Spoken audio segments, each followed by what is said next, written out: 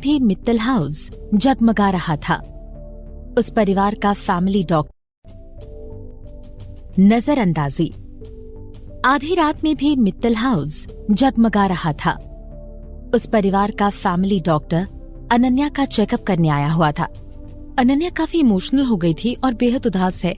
उनकी चोट पर इन्फेक्शन भी हो गया है, लेकिन मैंने उनकी ड्रेसिंग चेंज कर दी है। बात बस यही है कि वो बुखार से कांप रही है, पर फिर भी उन्हें दवाई नहीं लेनी है। हमें उनका बुखार कम करने की कोशिश करनी होगी। डॉक्टर बेड पर से उठा और काफी सीरियस चेहरे के साथ सबको अनन्या की कंडीशन समझाने लगा। मैं उसे खिलाऊंगा। डॉक्टर की बात सुनकर संजय ने अनन्या की मेडिसिन उठाई और उसे बेड पर से उठाकर खिलाने लगा। उस छोटी बच्ची को अपना माथा काफी गर्म होता नजर आया और वो अचानक से नींद में से उठ गई।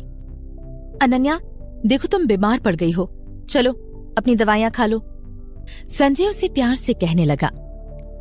मेडिसिन नहीं चाहिए, प्यारी दीदी चाहिए। अपने छोटे से मुंह से बोलते हुए वो संजय की ओर देखने लगी। अपनी प्यारी दीदी को खो देने के ख्याल से ही वो बहुत उदास होने लगी और उसे रोना आ गया।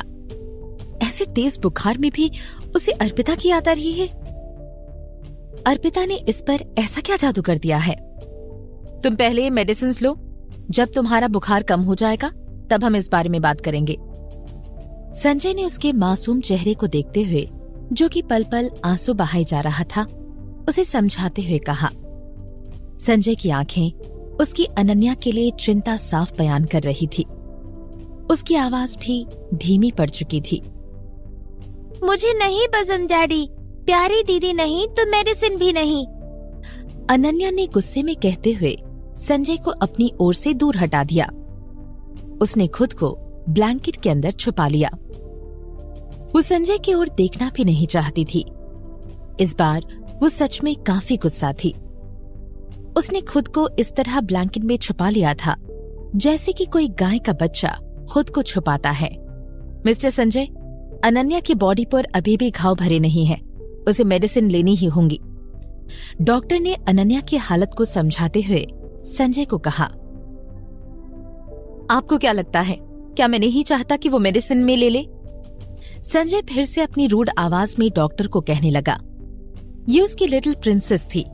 किसी से भी ज्यादा उसकी इस हालत को देखकर उसे दर्द होता, लेकिन वो अपनी बेटी को अच्छे से जानता था। अनन्या में कोई बुराई नहीं थी, बस उसकी यही एक बुरी आदत थी कि बीमार पड़ने पर वो दवाइयां लेने से मना कर देती थी।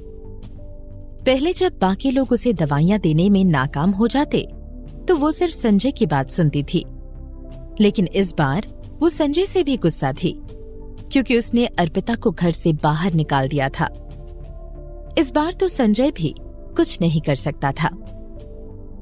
क्या उसे उसकी लिटिल प्रिंसेस नजरअंदाज कर रही थी? उसे आखिरकार नजरअंदाज किया जाना समझ में आ रहा था। मिस्टर संजय, क्या मैं कोशिश करके देखूं? साक्षी दरवाजे के पास खड़े सब कुछ देख रही थी। जब उसने देखा कि संजय भी कुछ नहीं कर पा रहा है तो वो अचानक से बोल पड़ी। अर्पिता को उस घर से निकालना आसान नहीं था। वो उसे वापस आने का कोई मौका नहीं देना चाहती थी। फिलहाल कोई भी अनन्या को दवाई लेने के लिए मना नहीं पा रहा था। अगर साक्षी अनन्या को दवाई लेने के लिए मना लेती तो अर्पिता के आने की भी सारे रास्ते बंद हो जाते और वो संजय के गुड बुक्स में भी आ जाती। ये सोचकर साक्षी एक्साइटमेंट में आ गई। वो अपना ग्रैंड फ्यूचर सामने देख पा रही थी। तुम? संजय ने उसकी आवाज सुनी और फिर उसे याद आया कि वो भी वहां पर मौजूद है। उसे साक्षी की ओर अजीब तरीके से देखा। संजय की बात सुनकर साक्षी ने तुरंत अपना सिर हिलाते हुए कहा, मैंने पहले कई सारे बच्चों की देखभाल की है और मैं उन्हें मनाने के कई रास्ते जानती हूँ। शायद मैं अनन्या को दवाई लेने के लिए मना लूंगी। मिस्टर संजय, हम साक्षी को एक मौका तो दे सकते हैं। अनन्या का जल्द से जल्द मेडिसिन लेना बहुत इम्पोर्टेंट है, डॉक्टर ने उसे याद दिलाते हुए कहा। संजय साक्षी की ओर अपनी गहरी आंखों से देखने लगा। उसके दिमाग में क्या चल रहा है ये पढ़ पाना नामुमकिन था। ना उसने हाँ की, ना ही ना कहा। उसकी एक चुप्पी को हाँ समझते हुए साक्षी आगे बढ़ गई ताकि वो खुद को संजय के आगे प्रूव कर पाए कि वो काफी अच्छी नर्स है और उसे अर्पिता को निकाल देने का पछतावा ना हो। अनन्या, मैं साक्षी दीदी हूँ, हम मिले थे। चाहे तो सिर्फ अर्पिता। साक्षी ने ये जब अनन्या से कहा, उसने देखा कि अनन्या अपना चेहरा ब्लैंकेट से बाहर नहीं निकाल रही थी। उसका चेहरा बुखार से लाल दिखाई पड़ रहा था। वो साक्षी की ओर देखने लगी। ये देखकर सब शॉक रह गए थे। साक्षी को भी लगने लगा कि वो अनन्या को मनाने में कामयाब हो चुकी है। अगले ही पल वो अपने छोटे होठों के साथ कुछ कहने लगी। अनन्या रोने लग गई थी। उसे रोता हुआ देखकर कमरे में मौजूद सारे लोग परेशान हो गए। साक्षी अनन्या से कुछ कह पाती, इसके पहले ही अनन्या रोते हुए संजय के पास चली गई। वो किसी बहुत दुखी बच्चे की तरह संजय को लिपटकर जोरों जोरों से रोने लगी। ये बहुत स्कैरी है, मुझे ये नहीं चाहिए, मुझे सिर्फ प्यारी दीदी चाहिए, मैं प्यारी दीदी के बिना मर जाऊंगी। नॉनसेंस। अनन्या की ये बात सुनकर संजय का दिल टूट सा गया और उसने कसकर अनन्या को गले लगा लिया। जब तक डैडी तुम्हारे साथ है तुम बिल्कुल ठीक हो। मैं प्यारी दीदी के बिना रोते हुए मर जाऊंगी। अनन्या अपने छोटे छोटे हाथों से अपनी आंखों से आते हुए आंसुओं को पोंछने लगी।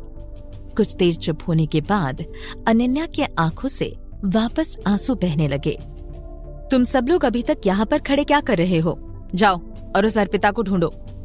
बॉस, इसका मतलब आप अर्पिता को वापस घर में आने देंगे और अनन्या का ख्याल रखने देंगे? नौकर ने हैरान होकर संजय से पूछा। संजय ने उसे घूरते हुए कहा, अब और रास्ता ही क्या बचा है? तो क्या वो अपनी लिटिल प्रिंसेस को दर्द में यूं ही मरने देता? जी, मैं उसे जल्दी ही फोन करके वापस बुलाता हूँ। नौकर ने जैसे ही संजय की बात सुनी, वो मुड़कर जल्दी में हॉल की तरफ भागा और अर्पिता को फोन करने लगा। कमरे का माहौल नौकर के जाने के बाद शांत दिखाई पड़ रहा था। ये पता चलने पर कि अर्पिता वापस आ रही है, अनन्या ने रोना बंद किया। वो अचानक से चुप हो गई है। उसके चेहरे पर आंसू के निशान अभी भी थे। वो संजय की गोद में जा बैठी और कहने लगी, गुड डैडी। संजय अपनी प्यारी बच्ची की तरफ देखने लगा, जिसका मूड अभी अभी तूफान से बदलकर किसी अच्छे दिन में तब्दील हो गया हो। वो आगे बढ़ा और उसने अनन्या को गले से लगा लिया। पहले मेडिसिन लो तुम। नहीं, मैं चाहती हूँ कि अर्पिता दीदी ही मुझे मेडिसिन खिलाएं। अनन्या ने संजय को गले लगाते हुए प्यार से कहा। जब तक वो अर्पिता को नहीं देखती, वो मेडिसिन लेने वाली नहीं थी। उसे डर था कि अगर वो मेडिसिन ले लेती तो संजय शायद अर्पिता को वापस ना आने देता। संजय को थोड़ा अच्छा महसूस हुआ और वो अनन्या की ओर देखने लगा। नौकर से बात करो, अर्पिता को जल्द से जल्द यहाँ पर आने को कहो। एक सिंगल अपार्टमेंट में अर्पिता का गुस्सा अब नींद में तब्दील हो चुका था। वो अपने कमरे में जाकर बेड पर सो गई। खैर, वो सो तो नहीं पा रही थी, सिर्फ करवटें लिए जा रही थी। उसे समझ नहीं आ रहा था कि वो सच में गुस्सा है या उसे अनन्या की फिक्र हो रही है। आधी रात के बाद उसे नींद आने लगी। Ding dong, ding dong, ding dong, ding dong. Doorbell बार बार बजने लगी। ये क्या समय है? मैं इन लोगों की कंप्लेन कर दूंगी, इतनी रात को डिस्टर्ब करने की। अर्पिता ने गुस्से में दरवाजा खोला। अपने सामने खड़े इंसान को देखकर वो दंग रह गई। उसके सामने संजय मित्तल का नौकर और बॉडीगार्ड खड़े थे। उनके चेहरे पर काफी सीरियस लुक था। अर्पिता उन्हें देखकर कांपने लगी। क्या वो कोई सपना देख रही थी या उसके सामने भूत आ चुके थे? मिस अर्पिता, एक मुसीबत आ गई है। हमें आपका एड्रेस आपके दिए रेज्यूमे से मिला, इसलिए हम यहाँ आपको वापस लेने आए हैं और यहाँ इसी उम्मीद से आए हैं कि आप मित्तल हाउस वापस आकर लिटिल प्रिंसेस का ध्यान रखेंगी। नौकर सिर झुकाकर अर्पिता से बात करने लगा। वापस लेने आए हैं? अर्पिता